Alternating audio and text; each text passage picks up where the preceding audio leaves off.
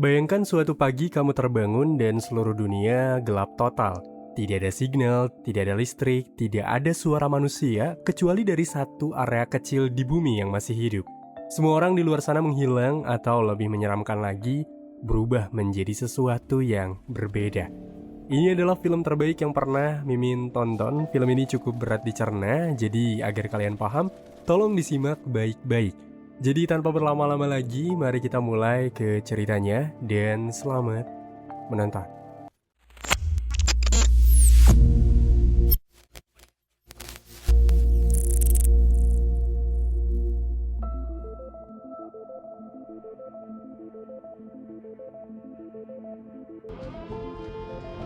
Di sebuah malam mencekam, sebuah alarm darurat terdengar. Semua pasukan khusus kini bergegas keluar. Mereka bersiap dengan arahan jika ada makhluk seperti manusia yang sangat kuat menyerang kota.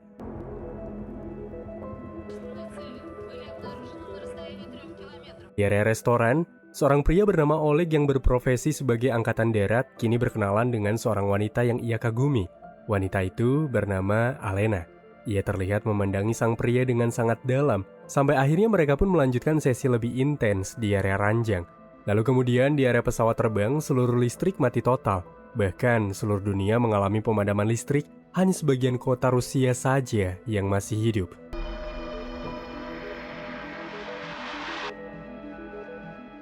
Beberapa waktu kemudian, di area Oleg, sebuah drone kecil kini memenuhi area gedung. Para tamu hotel lalu memutuskan untuk berkumpul di lobi, sampai mereka pun menemukan berita terkait serangan nuklir, serangan teroris atau serangan tidak dikenal, dan mereka diarahkan untuk tenang.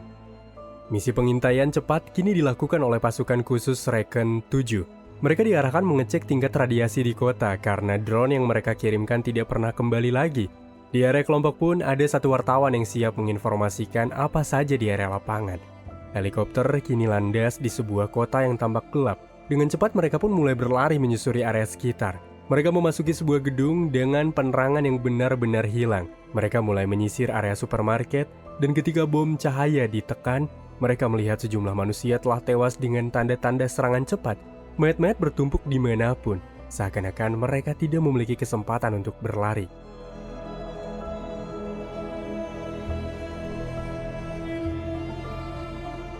Para kelompok benar-benar bingung tentang apa yang sebenarnya terjadi, tapi mereka terus berusaha menyisir kembali ke area lantai-lantai gedung dan hal tidak terduga muncul. Karena salah satu di antara mereka diserang secara brutal, yang mana penyerangan itu dilakukan oleh sosok yang tampak seperti manusia, tapi ia baik-baik saja kabur dari lantai 10 tanpa terluka sedikit pun. Karena salah satu pasukan terluka, mereka pun memutuskan untuk kembali. Serangan tersebut membuat Kolyan mengalami kerusakan jelas di area rusuk. Major Dolmatov melaporkan terkait hal itu ke pusat. Mereka bahkan tidak menemukan penduduk sipil satupun yang selamat. 1 bulan kemudian, semenjak karantina, 100.000 masyarakat Rusia hilang. Orang-orang yang masih bertahan berlomba-lomba beribadah karena mereka pikir ini adalah kiamat bagi mereka. Listrik benar-benar sudah padam total. Sedangkan manusia juga mulai terancam di balik ada sosok yang menghantui dan siap menangkap mereka. Di area sebuah rumah, seorang pria bernama Yuri tampaknya hanya tinggal bersama sang ibu. Sang ibu sudah pikun, jadi ia harus terus menjaganya. Tapi meski dunia seperti ini, Yuri tetap harus bekerja. Ia meninggalkan sang ibu seorang diri. Ia mulai berjalan menyusuri kota untuk bekerja sebagai tentara. Di area markas Outpost 8, sebuah pesawat militer PAD-2 mulai mendarat, di mana kehidupan di markas ini tampak normal. Para tentara tampak berkumpul menjalani aktivitasnya dengan normal. Kolonel Osmov, ia adalah Direktoral Intelijen Utama. Ia dengan dadakan datang ke markas dengan mengarahkan pasukan untuk bersiap, diantaranya ada Yuri. Kolonel mulai membeberkan terkait masalah yang terjadi 1 bulan lalu. Di zona karantina, tepat di area mereka Rusia bagian kota masih memiliki listrik, sedangkan seluruh dunia benar-benar gelap. Warga sipil mati, dengan musuh tidak dikenal. Mereka melakukan otopsi dan dinyatakan jika mereka keracunan bahan kimia. Entah apa yang sebenarnya terjadi, tapi itulah faktanya. Semua warga telah mati dengan kematian janggal. Mereka ditugaskan untuk mendatangi area zona karantina, tapi catatannya hampir beberapa tim yang ditugaskan ke sana tidak pernah kembali atau menghilang. Semua rombongan itu disertai 70 tank dan tidak pernah kembali. Mereka harus mencari tahu mengapa itu terjadi. Meski gugup dan takut, tapi mereka tidak bisa mundur begitu saja. Yuri kini bertemu Alena yang rupanya militer juga. Hingga alarm kini mulai hidup. Mereka mulai bersiap dalam posisi siap bertempur. Musuh ini bergerak 20 km per jam. Ia sangat cepat, bahkan posturnya lebih besar dari manusia, ucapnya. Tapi ketika bersiap, sialnya seluruh listrik ini padam. Target mulai mendekat dari 3 km menjadi 500 meter di depan mereka. Suar kini dinyalakan, sampai raungan pun kini terdengar.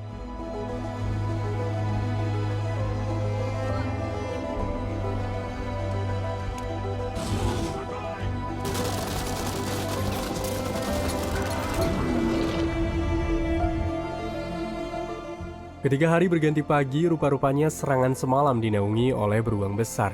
Banyak sekali korban gugur dalam tragedi malam ini. Bahkan beruang pun lebih banyak terkapar melebihi petugas yang tewas. Oleg yang terluka kini ditangani oleh Alena yang rupanya ia adalah seorang dokter militer. Cinta kasih mereka mulai terukir lagi sama sebelum karantina berlangsung. Meski Oleg terluka, tapi karena Alena dokternya, ia tampak terlihat baik-baik saja. Pertanyaan bagaimana ratusan beruang menyerang mereka pun mulai mencuat. Mereka benar-benar bingung mengapa hal itu bisa terjadi. Mereka mungkin bisa mengantisipasi ini karena sejak kejadian pemadaman pertama adanya gelombang sensor yang membuat para tentara yang mendapatkan serangan namun masih hidup memiliki kemampuan super setelah kejadian itu. Mereka bukan superhero yang kuat, tapi mereka bisa tahu apa yang tidak manusia ketahui. Militer yang mendapatkan sensor itu adalah Kolya yang pada malam pertama diserang oleh sosok seperti zombie. Kolya mendapatkan permohonan bantuan dari seseorang tidak dikenal untuk mencari yang telah mengendalikan mereka. Ada 160 juta yang telah dikendalikan dan itu akan menghancurkan seluruh umat manusia di bumi. Gelombang pertama menghancurkan semua elektronik. Gelombang kedua, penghancuran diri. Gelombang ketiga membuat orang-orang yang masih hidup di zona karantina akan menyerang mereka. Pria itu meminta agar Kolya bisa mencari tahu siapakah yang mengendalikan mereka karena dalam sensor ingatan selalu muncul orang itu. Tapi ketika Kolya meminta tolong kepada petugas untuk mengusir pria ini, mereka bingung. Karena Kolya hanya berbicara seorang diri. Что происходит? Товарищ капитан, проникнуть сюда. Говорю, что в комнате кто-то есть, кроме нас. Oleg yang terluka setelah serangan beruang semalam, kini dihampiri oleh Yuri. Mereka mulai berbicara mengenai keluarga mereka masing-masing. Setelah pengumuman Kolonel Osmov kemarin untuk mendatangi area karantina, para pasukan dengan jumlah banyak tampaknya mulai bersiap. Para pasukan kini mulai berangkat. Raut mereka terlihat cemas karena mengetahui fakta jika semua orang yang berangkat tidak pernah ada yang kembali. Yuri memimpin pasukannya dengan salah satu anggota wartawan yang terus mewawancarainya. Ketika hari berganti pagi, pasukan mulai berhenti di penghujung jembatan. Mereka melihat tank-tank hancur dari pasukan sebelumnya dengan kehancuran yang tidak bisa dijelaskan. Sejak saat itu, video mengenai kehancuran aneh pun menjadi viral di kalangan masyarakat Rusia. Mereka mulai berdemo karena para militer dituduh telah menutupi siapa lawan mereka. Mereka berkata ini adalah sebuah perang. Para warga ingin tahu sebenarnya apa yang sedang terjadi. Tapi para militer menurut mereka terus menyembunyikan ini. Padahal yang terjadi, memang mereka belum tahu musuh mereka sebenarnya itu siapa. Maka dari itu, Panglima militer mulai membuat tim khusus kembali untuk bisa lebih jauh mencari tahu siapakah musuh mereka sebenarnya di zona karantina. Yuri lagi-lagi mulai diturunkan bersama timnya untuk mencari siapakah musuh mereka. Mereka melewati kompleks yang sunyi dan benar-benar tidak ada kehidupan. Mereka telah tiba di zona karantina. Langkah mereka benar-benar waspada. Senjata terlihat terus ditenteng tanpa lengah sedikit pun. Sampai Senchuk pun harus mengalami kejadian yang membuatnya tertusuk pipa. Kelompok mulai dibagi menjadi 8 tim. Yuri dan yang lainnya terlihat mendatangi sebuah tempat untuk mencari perlindungan saat malam datang, bagaimanapun mereka harus bermalam sampai pagi. Alena mulai dikirim untuk merawat luka dari Senchu. Sementara itu, wartawan bernama Olya tampaknya sangat diperhatikan oleh Yuri. Ia disiapkan sarapan, sampai Yuri mendapatkan hal janggal karena mereka mendapati pintu toko yang kini terbuka, walaupun sebenarnya tertutup. Kolya yang mulai membaik lagi-lagi kini mendapatkan sensor halusinasi. Ia diajak ikut oleh seseorang bernama Id. Ia benar-benar aneh. Namun kali ini semua orang melihatnya, jadi militer pun mulai berjaga. Namun secara tiba-tiba, Id berhasil membuat propaganda pikiran. Ia membuat tubuhnya seolah-olah adalah kawan, dan kawan adalah lawan. Jutaan orang seperti Id akan datang menurutnya. Menurut Id, mereka tidak memiliki waktu. Ia ada di pihak mereka telah kehabisan waktu. Yuri mulai memimpin pasukannya untuk mendatangi sebuah toko yang dimaksud. Pergerakan mereka dinamis. Mereka memasuki toko yang sangat sunyi. Sampai ada tumpahan makanan yang baru saja terjadi. Setelah mengetahui jika mereka telah mendapatkan tanda-tanda, Yuri yang tidak ingin momentum mereka hilang mulai berdiam di tempat. Sampai ketika malam datang, mereka mendapatkan sebuah pergerakan. Yuri memberikan beban berat kepada Olya untuk diam di tempat jika terjadi baku tembak. Ia diarahkan membuat tembakan suar berwarna ungu, merah, dan biru. Ungu dan biru adalah tembakan suar meminta bantuan, dan merah berarti mereka gugur. Seluruh tim mulai bertugas di antara malam gelap. Degup jantung kini mulai berdetak lebih cepat dari biasanya, sampai mereka pun menemukan seseorang yang tertidur. Itu adalah seorang anak yang tergeletak terkena ranjau. Mereka benar-benar panik, karena mereka hampir saja melakukan pembunuhan berencana.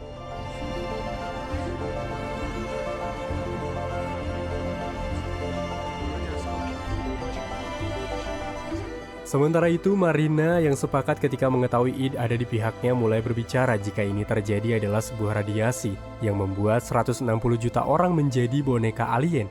Orang-orang yang berhasil terkena radiasi akan mudah diperintah, mereka akan datang besok menurut Id, jadi mereka pun harus bekerja sama dengan cepat. Tapi siapa sangka, dalam pembicaraan Marina dan Id seperti mengendalikan sesuatu.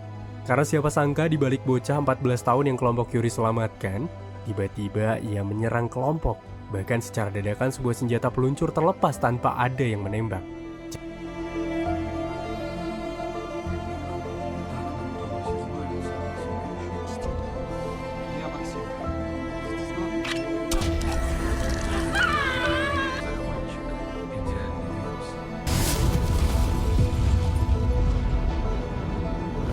Jelas, ini adalah kemampuan dari Id. Ia bercerita jika manusia adalah senjata mereka, para alien. Ini adalah rencana para alien untuk melenyapkan para manusia dengan semacam virus melalui gelombang, karena dengan begitu manusia bisa cepat terinfeksi. Tidak jauh dari situ, sesuai dengan ucapan yang Id peragakan di area camp kepada Marina, para manusia kini datang. Manusia yang sudah dikendalikan oleh alien untuk menyerang mereka. Pasukan Yuri porak-poranda, senjata yang disimpan di segala penjuru mulai menembak tanpa kendali. Adu tembak mulai terjadi, peluru benar-benar melesat tanpa berhenti. Sampai satu persatu dari kelompok pun tewas, memaksa pasukan kini bergerak mundur tanpa bisa melawan lagi. Para pasukan benar-benar terpojok, tidak ada hal lain melainkan bersembunyi. Musuh mereka benar-benar banyak. Manusia sudah dikendalikan sepenuhnya untuk melawan para pasukan yang bertugas. Tidak ada waktu sedikit pun untuk beristirahat. Sesuai apa yang dibicarakan oleh Id, manusia adalah senjata mereka. Meski menurut Marina, Id bersama mereka dan yang mengendalikan mereka, Id berbicara hal lain. Karena menurutnya ia tidak benar-benar mengendalikan. Ada alien lain juga di balik ini, jadi sejumlah alien bisa mengendalikan mereka. Karena mereka telah ditandai oleh virus gelombang. Orang yang mengendalikan mereka sama dengan Id, namanya Ra. Jadi, mereka harus bekerja sama untuk membunuhnya. Koila bisa melihat Ra. Marina takut jika Id berbohong dan Id ada di pihak mereka. Namun Marina jadi percaya ketika mendengar timnya diserang padahal Id bersamanya. Jadi itu menyimpulkan jika Id tidak mengendalikan mereka. Setelah serangan terakhir yang melibatkan roket peluncur, para pasukan mulai kelimpuhan. Yuri bahkan mulai menyadari jika pasukannya sudah menipis, tapi para manusia mulai masuk dengan jumlah banyak. Mereka benar-benar terkepung. Olya mulai diarahkan membuat sinyal suar meminta pertolongan, tapi di waktu yang sama suar-suar lain muncul. Seluruh tim kini saling meminta bantuan. Hal itu membuat Major Dolmatov sangat kebingungan. Beberapa waktu kemudian Yuri mulai mengajak Olya pergi. Pasukan mereka benar-benar terbatas sekarang. Mereka hanya mengharapkan bala bantuan datang secepat mungkin. Yuri belum tahu apa yang sebenarnya terjadi, mengapa para manusia menyerang mereka, karena yang tahu hanyalah Marina. Mengetahui jika suar ungu terlihat 8 dan merah terlihat ada 3, Olya yang sadar jika mereka tidak bisa mengharapkan bantuan benar-benar cemas sekarang. Marina mulai terbang bersama Id mendatangi markas. Mereka bertemu dengan Major. Sangat panjang jika dijelaskan kepada Major, tapi yang pasti menurut Marina, Id bisa membantu mereka. Id memerlukan tempat tenang untuk berkonsentrasi, dan yang bisa mencari siapakah yang mengendalikan mereka adalah Kolya. Jadi Kolya yang mencari dan Id membantu mereka bisa membunuh Ra. Yuri tidak ada pilihan lain selain mereka berjalan untuk kembali ke markas meski dengan harapan angan-angan.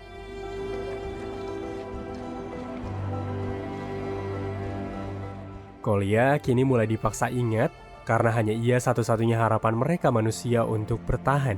Kolya mulai menggambarkan titik lokasi dari sang pengendali. Itu berada di gedung tinggi, di Croft, dekat dengan lokasi dari Yuri saat ini. Meski hal ini sulit dijelaskan kepada Major, tapi mereka harus bergerak cepat karena Id ada di pihak mereka.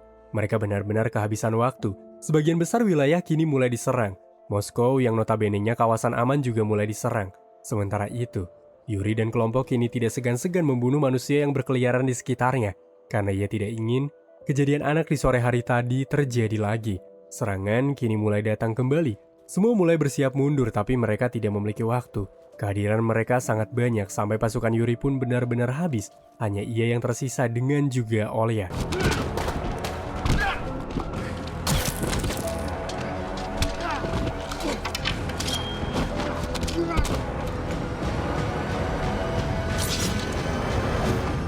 Di dalam sebuah garasi, Yuri mulai terduduk lesu. Ia benar-benar lemas karena luka.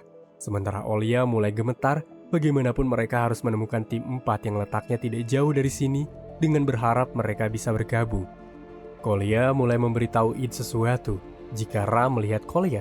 Jadi untuk keamanan, Kolya diarahkan diam di markas terlebih dahulu, sementara Major mulai memacu pertarungan kembali dengan memberikan pasukan bantuan. Padahal yang sebenarnya, Kolya diarahkan diam di markas karena mereka terlalu berbahaya di dekat dengan Kolya, karena Ra pasti akan terus mencarinya. Bukti nyata yang cepat terjadi, secara tiba-tiba serangan mulai datang ke markas untuk melenyapkan pasukan, atau yang utama adalah Kolya. Dan jika Kolya bersama dengan mereka, rudal itu pastinya akan mengenai mereka. Suka atau tidak, ini semua telah Id rencanakan agar mereka menang. Inilah satu-satunya cara pengorbanan yang pasti. Yuri dan Olya mulai mengemudikan mobil untuk mencari tim 4. Ia mulai bertemu dengan Oleg yang rupanya masih selamat bersama dengan kekasihnya, yaitu Alena yang bertugas di tim medik. Sampai tiba-tiba, pasukan bantuan pun kini datang. Itu adalah pasukan yang Major pimpin, hanya inilah tim yang tersisa di seluruh dunia. Pasukan yang tersisa yang harus melawan 160 juta manusia gila.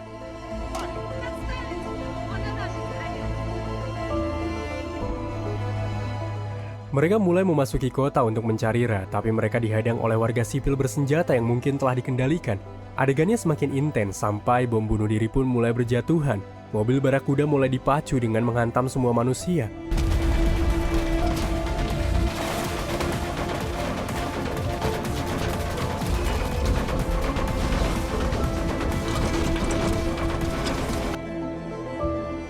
Fokus mereka hanya ada di gedung tinggi tempat Ra berada. Para manusia benar-benar seperti zombie, karena mereka tidak bisa mengendalikan diri mereka sendiri.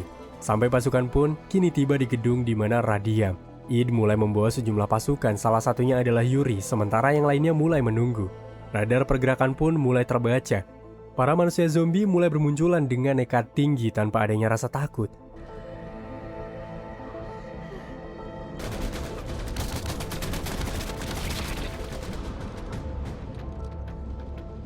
Tembakan mulai dikeluarkan, tapi kehadiran mereka tidak kunjung berkurang. Bayangkan saja, ada 160 juta manusia yang kini di pihak Ra. Pertanyaannya apakah cukup mereka menahan ini semua dengan personil seadanya. Semakin dekat dengan Ra, tubuh Id semakin melemah. Tidak ada waktu untuk pasukan bisa beristirahat. Mereka mulai berpindah karena mereka mulai terpojok, sedangkan yang lain hanya berharap bisa memiliki waktu untuk hidup. Hingga kini, Id bertemu dengan Ra. Mereka mulai bertarung layaknya saudara yang berbeda sifat. Yuri yang memiliki sifat tangguh berusaha melawan, membantu Id yang ada di pihaknya.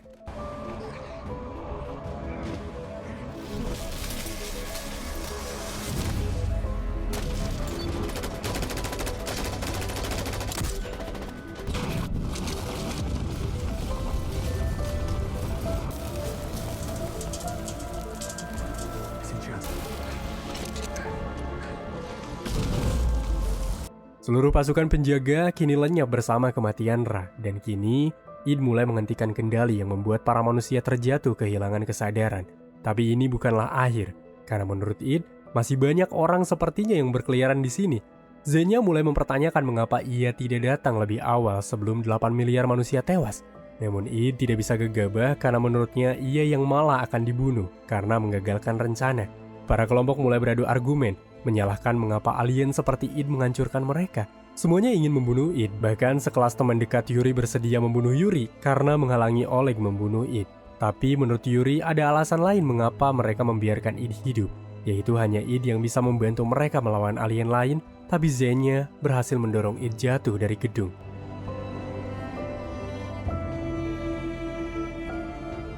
Lalu sesaat kemudian, sebuah kapal besar kini mulai terlihat di area langit. Semua kelompok yang tersisa mulai tercengang melihatnya.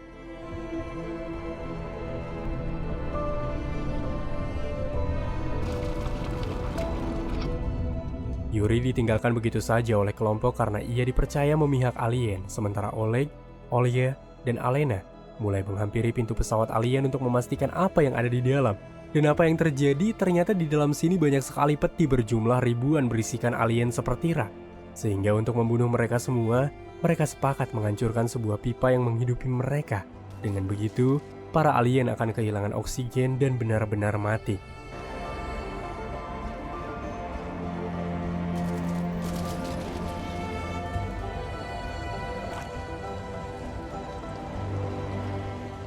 Tapi mereka pun kini berhenti ketika di dalam tabung berisikan anak-anak alien yang kini mulai berbaris menghadap kepada mereka seolah mereka menganggap Oleg, Olya, dan Alena adalah orang tua mereka.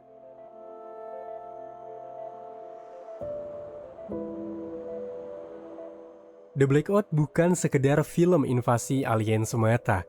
Ia adalah refleksi tentang siapa sebenarnya yang layak disebut pencipta.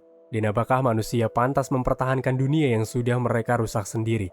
Film ini menutup kisahnya dengan ambigu. Apakah alien benar-benar pergi atau hanya menunggu kesempatan berikutnya? Satu hal yang pasti, ketika kegelapan datang lagi, mungkin kali ini manusia tidak akan seberuntung sebelumnya.